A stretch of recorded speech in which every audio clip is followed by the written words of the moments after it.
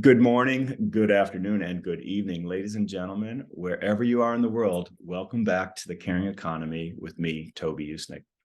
Today I have as my guest Michele Meyer-Shipp. Michele is the CEO of Dress for Success Worldwide. It is the leading global nonprofit employment resource for women, which she joined in 2022. Michele leads the organization's 145 affiliates in 23 countries as it continues its mission to help women achieve economic independence through a network of support, professional attire, and the development tools to thrive in the work and life settings. She joined Dress for Success from MLB, Major League Baseball, where she served as Chief People and Cultural Officer. While at MLB, she led the human resources, diversity, inclusion, and office operation functions for the league office, with an emphasis on launching new programs and policies to recruit and develop talent, advancing diversity and inclusion efforts, and enhancing workplace culture. She also served as a senior advisor to the commissioner himself, as well as leaders across the 30 Major League Baseball teams and multiple minor leagues. Michele, welcome to The Caring Economy. Thank you so much. Happy to be here. It's my pleasure.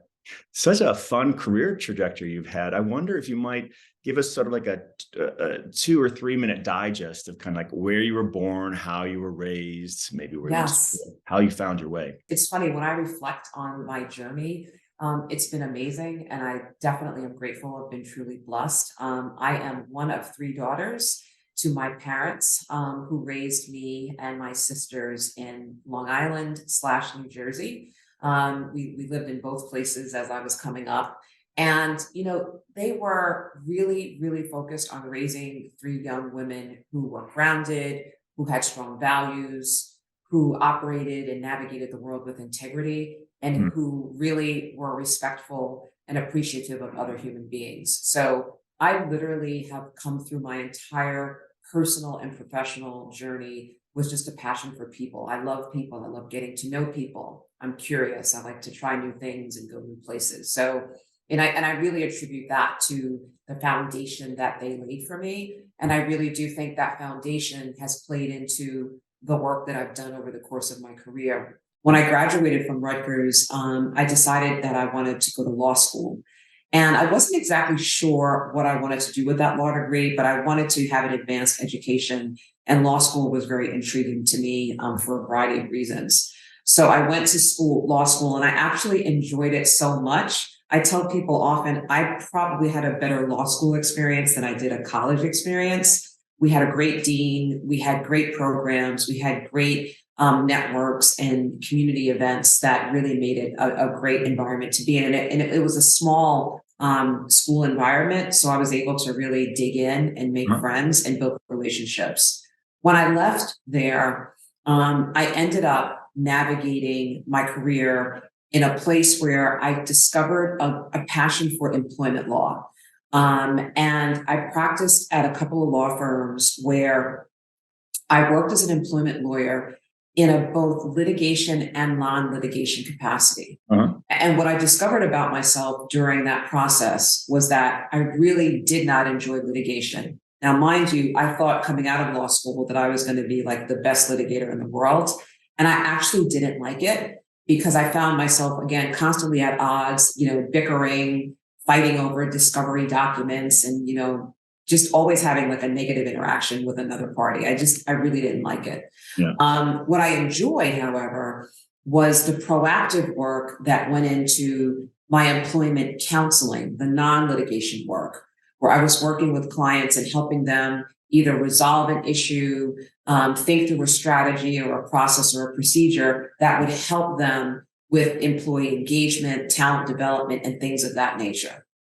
So to make a really long story short, 10 years of that work led me to realize that, you know what, Michele, I really don't want to be a partner in a law firm. I really like this work that I'm doing supporting corporations internally with their policies and procedures. Mm-hmm. And what that did was that actually led me to navigate in-house to roles at a couple of financial services firms. So I worked at Merrill Lynch, I worked at Prudential Financial, and in both places, I actually worked as an employment attorney and was able to do the work that I loved for those organizations. And what happened at Prudential was I ended up volunteering, raising my hand and taking on stretch assignments, such as leading the law department's diversity council. Mhm. And it was through my employment law work and the diversity committee work that I discovered the intersectionality between diversity, inclusion, and talent. Mhm. And I literally fell in love with this body of work, identifying, supporting, and helping advance underrepresented talent. Mhm. And before I knew it, other leaders recognized that I had a skill set here. And I took on the role of Global Chief Diversity and Inclusion Officer at Prudential, Mhm. and spent the next 10 years literally navigating DEI leadership roles at a myriad of organizations. My last stint in that role was at Major League Baseball, where I was not only the CDO, but I was also the head of HR and the head of office operations. It was the same role I had before, but even broader, because I oversaw and led all aspects of the employee life cycle from an HR and talent perspective. And I also really engaged on all things related to the operations and the running of the office during the pandemic, which was very timely because clearly we had to adjust the way we navigated the world because of the pandemic. So our operations, HR, and DEI sitting together made a lot of sense, and I was able to help the league really think through proactive strategies there. I actually think I kind of burned out because I was always in crisis mode, fix it mode. I actually decided that I needed to take a break and step back and reassess and evaluate how I wanted to spend the next decade plus of my career, figuring I've got, 20 good years under my belt. My youngest son just went off to college. I'm an empty nester. It's the great resignation. What the heck? Let me see what I want to do with myself now. So I actually took some time off. And I undertook what I would describe as a great reevaluation. And I literally got a life coach and a career coach. We assessed my career. We assessed my skill sets. We talked about my strengths. We talked about my successes. We talked about the things that I didn't necessarily love about the work that I was doing. Again, I had just gone through this exercise with these coaches. They had just disclosed to me, hey, Michele, it looks like you need to be in a place where you can have an immediate impact. You really are a caring person and you love to, really wrap your arms around people and support them. You really want to think about a place where you can go next, where the very mission and purpose of the organization is to take care and help other people. When I read the job description for Dress for Success Worldwide, it's all about taking care of and wrapping your arms around people who need your support. Awesome. And the skill sets that they wanted for the role literally were the skill sets that I've garnered over the last 20 years. And as I went through the process and I became more familiar with Dress for Success and who we are and what we do, and I realized it's a lot more than clothing, which a lot of people only know us for. I'm like, this is a full stop workforce development organization for underemployed and unemployed women. We help them get on their feet. We help them transform their lives. I actually get to work with the women who do this work every day. I get to see these clients every day. And now it's been a year and it has been absolutely incredible. I mean, a woman of color in a male-dominated sport, I just have to imagine that at times you must have been sort of feeling like the odd duck, but clearly you prevailed there and won hearts and minds. So what was it like? Yeah, so I will tell you, I actually never felt like the odd duck there. And it probably has a lot to do with the fact that my whole life, everywhere I've been, every space I've ever worked in, I've usually been the only one of something.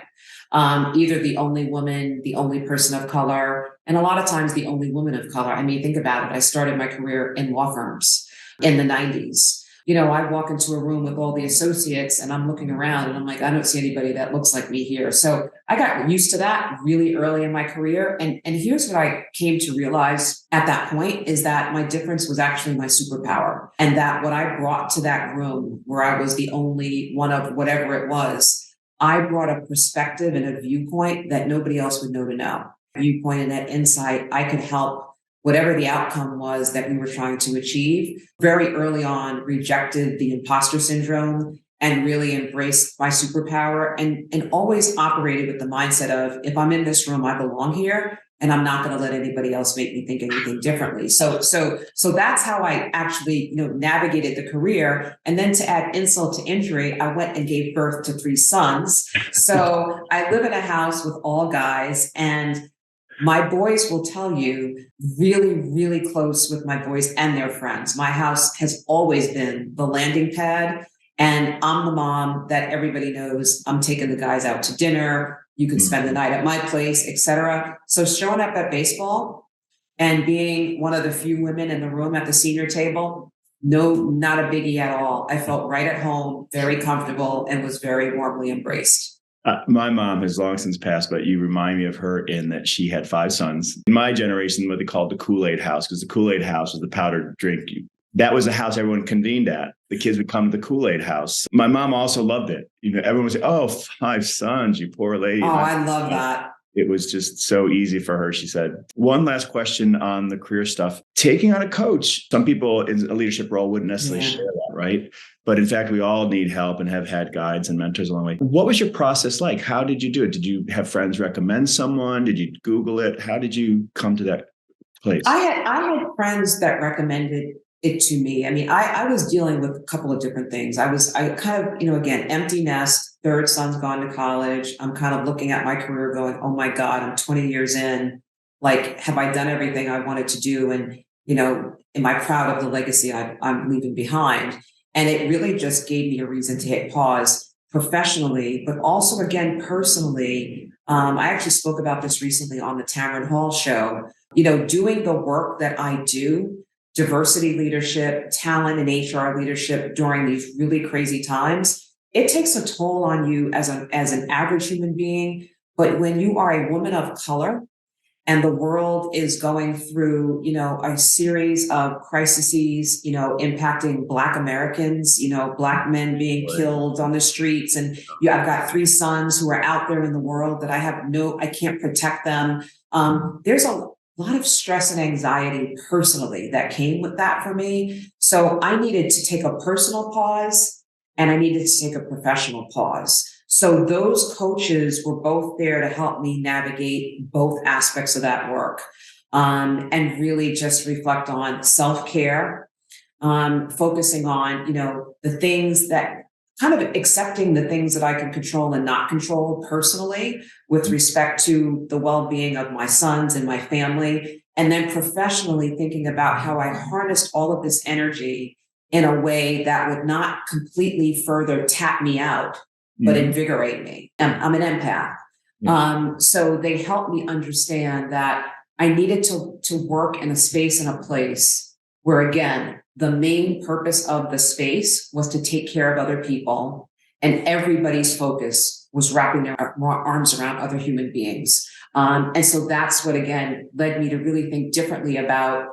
I'm not just looking for the right role, but I'm looking for the right place, right? That has a mission and a vision that is guided towards that caring of other people. And so that was the process, but it really required me to do a lot of deep digging, soul searching, and thinking about the next phase beyond just what am I good at and what are my skill sets. There was the other aspects of it that had to come with that. Yeah, I think of that in my coaching and my work as the purpose piece. Like I believe everyone is unique and on this planet to something quite unique, higher level, that 30,000 foot thing that always makes sense in the rearview mirror. And when you talk to your loved ones, they know that that's exactly who you are and always have been. Ladies and gentlemen, today we have on the Caring Economy, Michele Meyer-Shipp. She is the CEO of Dress for Success, which is the global nonprofit for employment resources for women.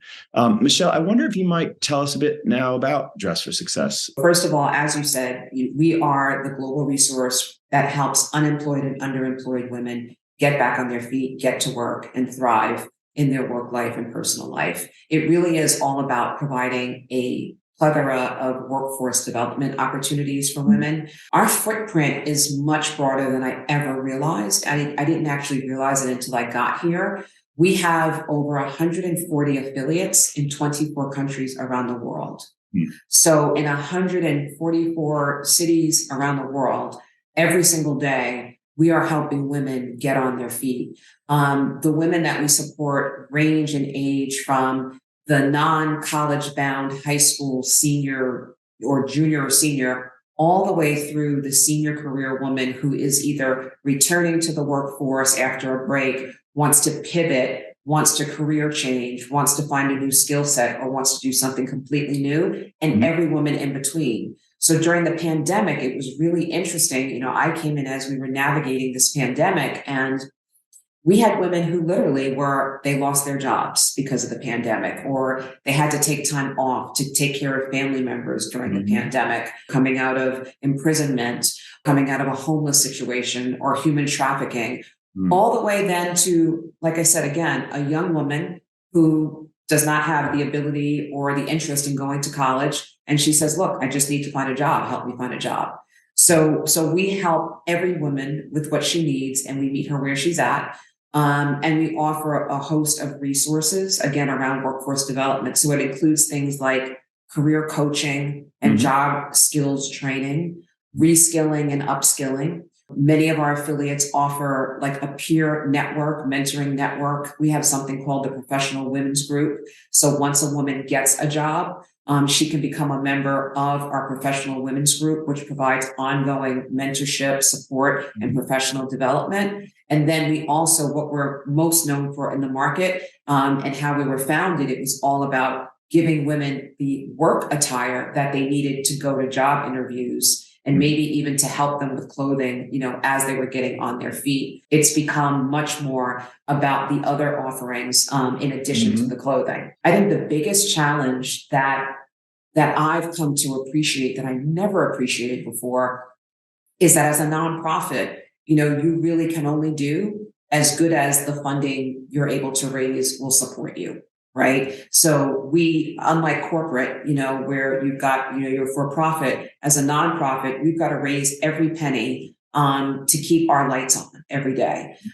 So resources are tight, resources are limited, and all affiliates are not created equal. Some are struggling more than others. So helping affiliates build capacity remains a focus in an area of concern, as you know, they too have suffered some of the economic downturns of the pandemic, and our worldwide office as well. One has to really be intentional about fundraising and development to keep the lights on. I think for the women we serve, the challenges remain very much what they were before the pandemic, but they're even intensified. And the biggest challenge, and it has been the biggest challenge, and it remains the biggest challenge, is that women still bear the brunt of the caregiving responsibilities for their families. So whether it's caring for children or other family members, the burden of that falls mostly on women, and that often will pull a woman out of the workforce, either for a short stint of time or a long stint of time. And then when she tries to come back, there's that gap that everyone's questioning and can't seem to understand. So we're still really trying to help women navigate around that as well. What's the best way if someone wants to help out? How best to be in touch with either you or with Dress for Success Worldwide? So it's actually really easy. You can just go online to dressforsuccess.org, and you'll come to the worldwide website. And there is actually a drop-down box there where you can find a list of where all of our affiliates are located. And you can literally find the affiliate nearest you to get involved. And if for some reason you're in a city that does not have an affiliate, you can actually reach out to the worldwide office here, and we can connect you and find ways to get you engaged. We actually, during the pandemic, started an online community so that women could join in, even if they didn't have access to an affiliate locally or if their affiliate was closed. And that's been a nice way that we've been able to engage women, you know, virtually in the event that they don't have a brick and mortar to show up at day in and day out. And we're always looking for volunteers to help us, both at the affiliate level and the worldwide level. There are enduring issues you described, for example, women taking the bulk of the family care. But I wonder, Turkey and the earthquake, Ukraine and Yes. the invasion, I would imagine you probably have affiliates there. And I wonder how that comes onto your radar now. It's quite dramatic.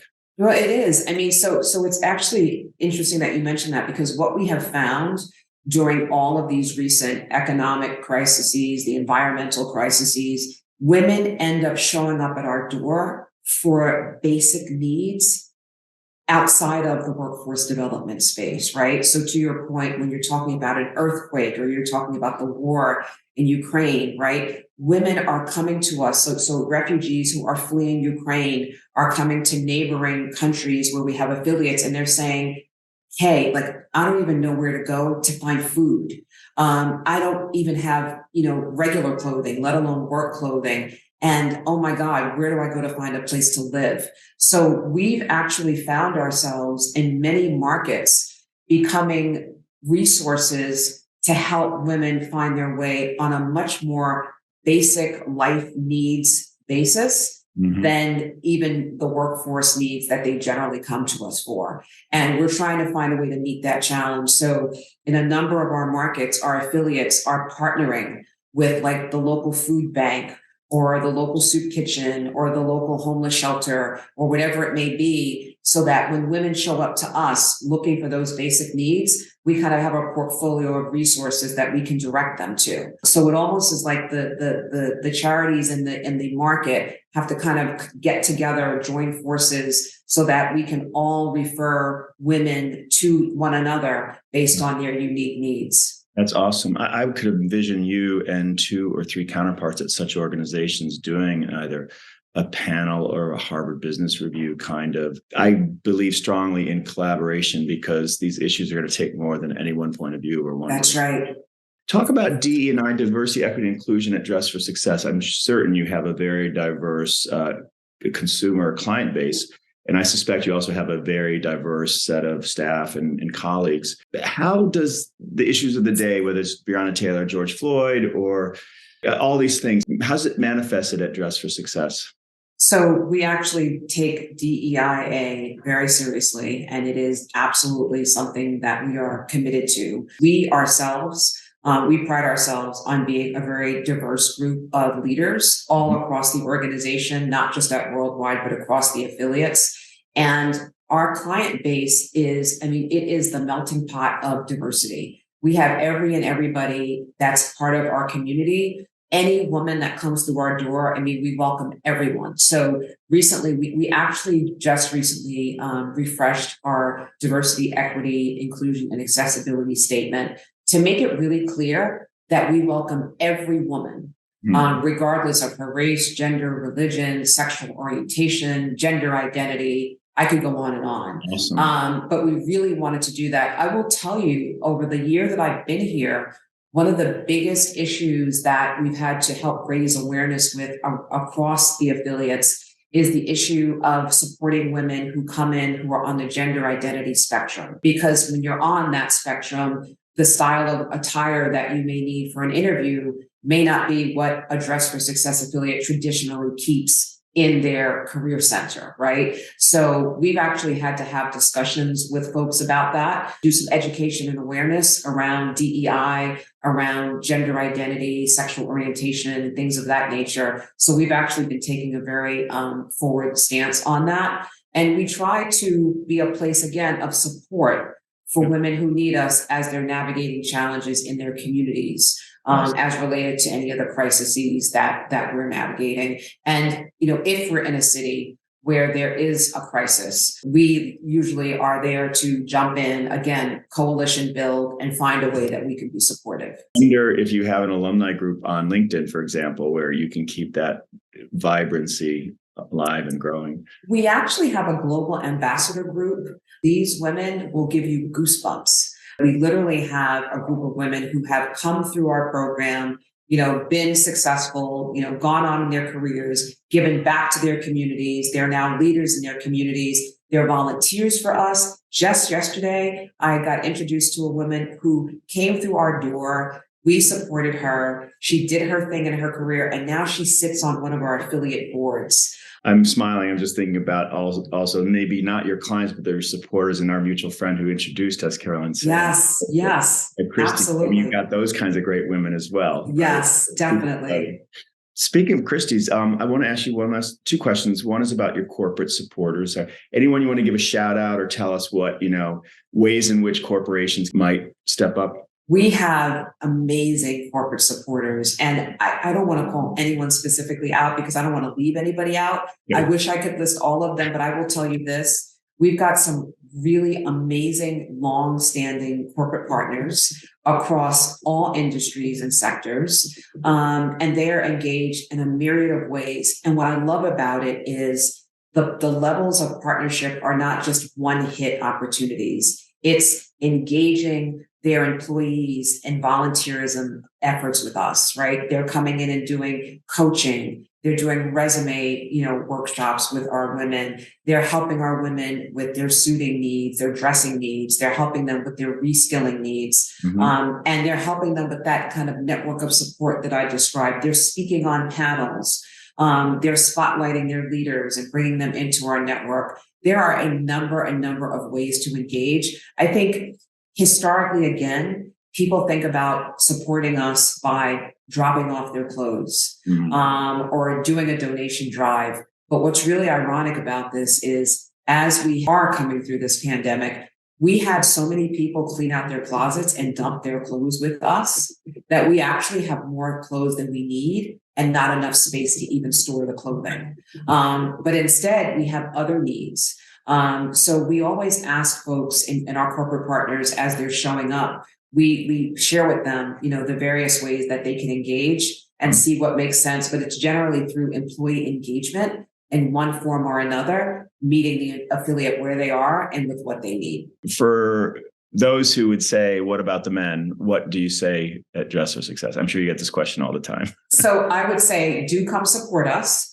I would say that we actually do have several men on our staff, both at Worldwide and across our affiliates. And a few of our affiliates have actually gotten to a place where they actually support the needs of men as well. And I've been asked this question a lot. I've been asked if at any point we will be able to expand to that space, and perhaps. I will tell you, I'm here 1 year and we've got a lot of work to do as we just celebrated our 25th year anniversary and we kind of build our strategic plan for the future. So who knows? There is definitely a possibility. But I would say for now, if there are any men who want to get involved, who want to volunteer, who want to support us, please do. We could use all the help in the world. Great. I love your discipline and your focus on your mission. It's certainly a part of your success. So happy anniversary at 20. Thank you. Thank you so much. So Michele, my last question is pearls of wisdom. Any advice you might give to either our younger listeners starting out on their careers or even those who've been sort of disrupted mid-career by COVID or other things? So I would say a couple of things. I would say one is to build a strong network. I tell this to my boys every single day. There is not a day that goes by that I don't say to my son, see, I told you that relationship was going to matter. You have to build a network, and you have to strategically build a network, not just where you work, but outside of where you work. And be thoughtful and strategic about that network. I learned a long time ago that it's not just what you know, but it is who you know. It's true. I hate to say it, but it is. So build your network.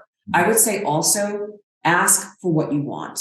Let people know what you want and what you need, because if you don't, people will make assumptions about what you want and need. Having worked in talent and having led HR, I've sat in too many rooms where the senior most leaders will make assumptions about, oh, well, hey, Michele just got back from maternity leave. I'm sure she's not interested in that new assignment because she's got a baby at home. People will make assumptions, very well intended, but off the mark. So let people know what you need, whether it's, hey, I need professional development.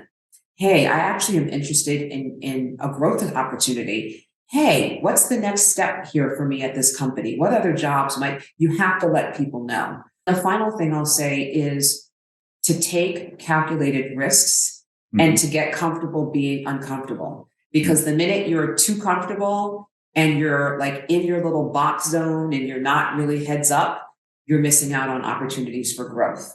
So I Yes. think if you can put those three pieces together, then you will absolutely have success in your career. I know they all worked for me.